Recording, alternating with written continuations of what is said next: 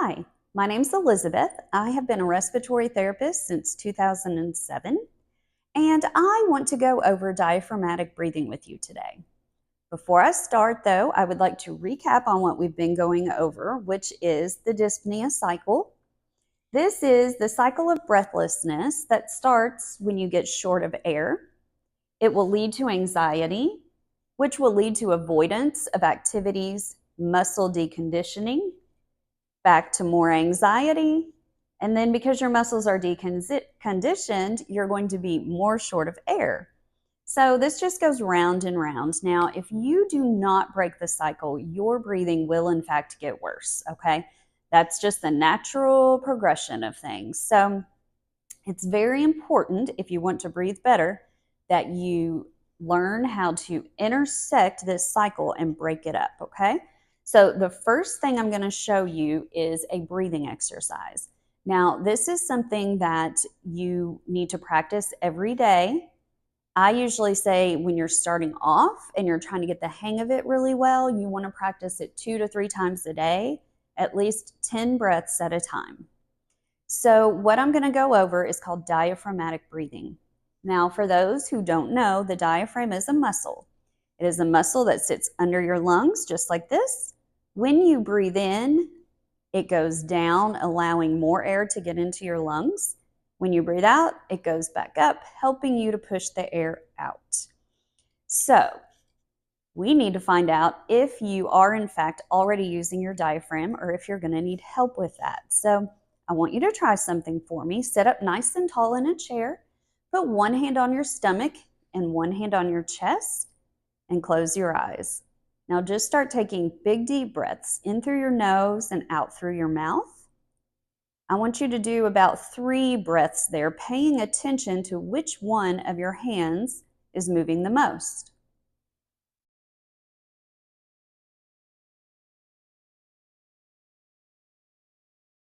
Okay, open your eyes. If your bottom hand that was on your stomach is moving the most, congratulations, you are using your diaphragm to breathe.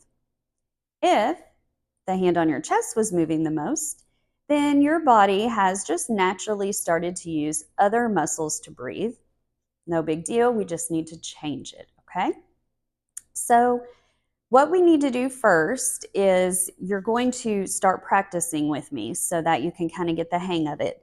Now, you can do it one of 2 ways. If you put your hand on your stomach and one on your chest, you're going to be focusing on just making sure the one on your stomach moves and that your chest is as still as possible, okay? And the reason for this is because the more muscles you use, the more energy you use and the more oxygen you use to breathe. So if you can just use this muscle down here and you don't have to move, you don't have to use all of these respiratory muscles, then you're going to breathe better. So you want one hand on your stomach, one hand on your chest. This is one way to practice. The other way is 2 hands on your stomach with your middle fingers touching each other. This way you can kind of look and you can see if you're doing it correctly. You can also do this in front of a mirror if you want to do that.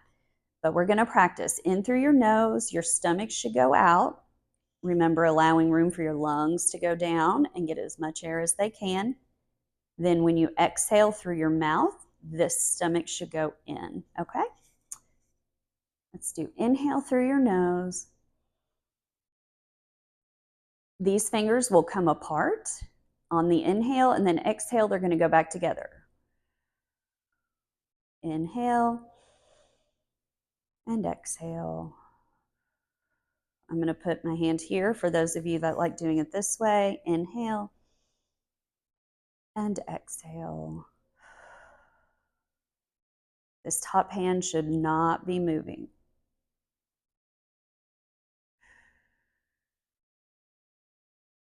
This is something that you want to do, like I said before, 2 to 3 times a day, at least 10 breaths at a time.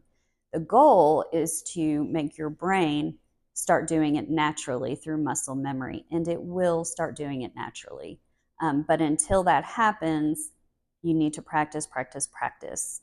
Now, I know that this goes against the way a lot of people breathe, so I just wanted to kind of show you the difference here. If you're really out of breath, most people that I see want to breathe like this, where they're moving their chest. Big movements here. So you're moving a lot of muscles. You're using more oxygen. That is the main reason you want to train your diaphragm. Also, when you go up like this to take a breath in, you feel like you're getting more air in, but you're not. You're cutting your lungs off here, because if your back is arched even the tiniest bit, your lungs are not going to fill to their maximum capacity.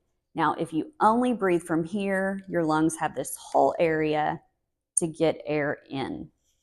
So this is going to be the very first and most important way to break the dyspnea cycle. And I'm going to tell you why, because when you're going to start practicing this so that you can get used to it, of course. Well, practicing does strengthen your diaphragm. It's a muscle. So the more you practice, the bigger this muscle is going to get. The big benefit, though, is going to come when you get short of breath, because you're going to think about it and you're going to say, no, I don't need to huff and puff to get this air in and out. I need to calm down and I need to use my diaphragm. Your body will start to do this naturally the more times you do it. So that kind of leads us to the other thing I was going to say, and that is that really everyone should do diaphragmatic breathing.